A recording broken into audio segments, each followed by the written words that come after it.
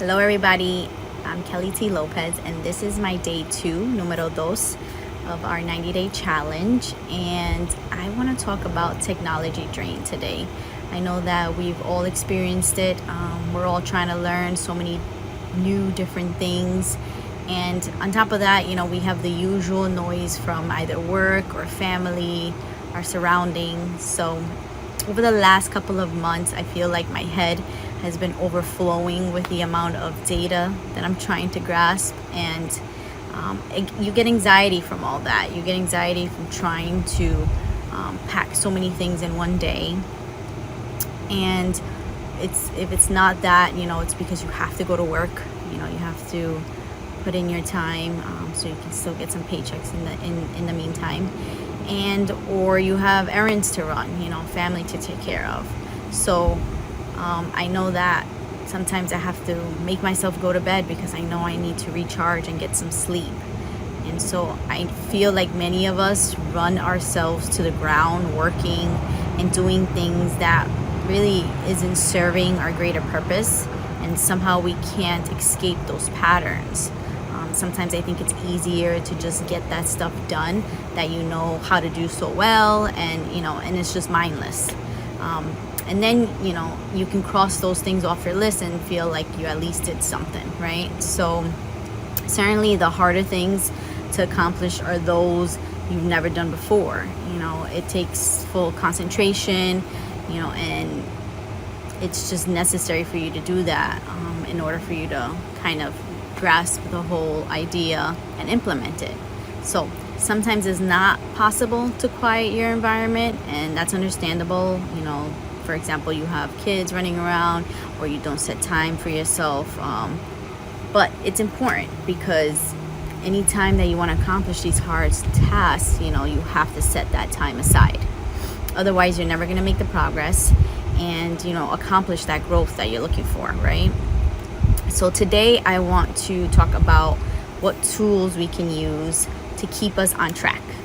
I have been using a few very good, I would say top 3 tools that are important for us for some time, and they help me organize my thoughts and my task list. As background information, I have to disclose I am OCD, and on top of that I have bad memory. So that's a winning combo right there. I like things in good order, and if my ideas are scattered, then that's exactly how I feel, scattered and with little memory. So it helps me immensely to write things down. Definitely just write things down. And of course, we can go back to our handy dandy notebooks. Those still come in handy, but I find it much easier to reorganize thoughts on my phone, since I always have it by my side, and then I can also cut and paste, move things around so it makes sense later on. So here are my top 3 tools that I pretty much use daily, and my number 1 is the good old calendar. Who doesn't use email nowadays, right? If you don't, then you might be living under a rock, and I'm sure it's very peaceful there. So I congratulate you for everyone else, and because we're all on this digital roller coaster, right? So email pretty much rules our lives, and so why not use it effectively, right? So you can pop open that calendar every time you have any kind of engagement that you either need to be alerted on or that you need to make time for. That way you don't overlap your activities there. And both the iPhone and the Android will give you the ability to add a calendar widget to your phone, and that helps because it gives you a bigger overview of what you might have going on that day specifically, or what you have going on that week, and it kind of gives you an idea of what to prepare for. I personally prefer the widgets on the Android platform, but the iOS or the Apple platform, they are catching up. So I do have a widget now on my iPhone that shows me the events. It doesn't show me all the events in the week or in the month, but I can drill down and see them, and I at least know kind of how many things I have going on that day. So that's very helpful. And on the desktop, you can also use the calendar with Outlook or with Gmail. practically any other email solution will give you a calendar to use with your email. So I prefer to use the Outlook calendar because the email replies and the calendar appointment options are very clean cut. Gmail and others like Yahoo have a little bit more of a clunkier interface. You can't quite make out where your reply is, or if the previous replies and the attachments are included in the email that you're sending. But nonetheless, they all get the job done. If you're used to a certain interface, that's probably what you prefer to go to.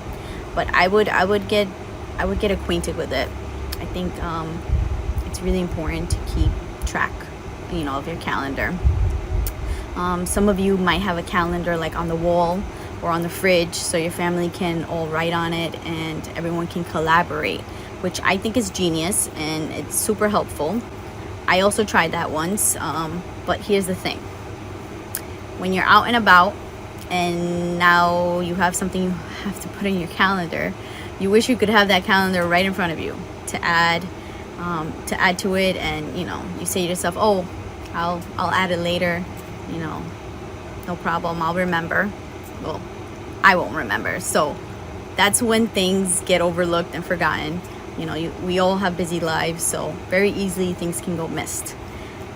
It's happened to me plenty of times. So here's the solution. You create a shared family calendar. You can share out your calendar or create another calendar that you all can collaborate on. And if you have Outlook or if you have Gmail, you can share out your calendar and everyone can add that calendar to their phones.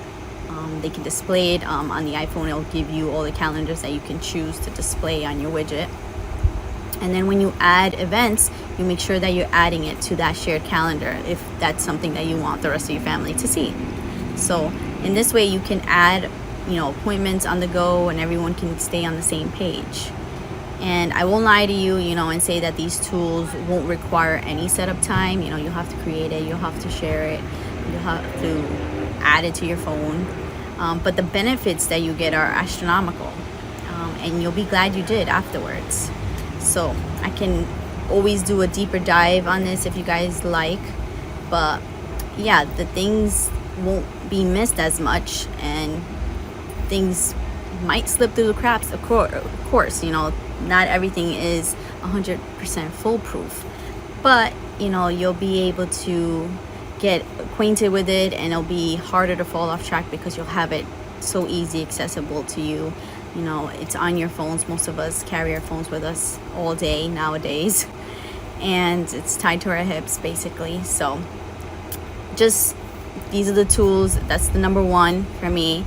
And just remember, leveraging technology in our favor will allow us to gain back time so we can spend it with loved ones and doing the things that we enjoy. So give it a try. Stay tuned for my other top two time tools, I guess you can call them, to make sure that we stay on track with everything. And I'll be talking to you tomorrow. Keep on teching. Peace.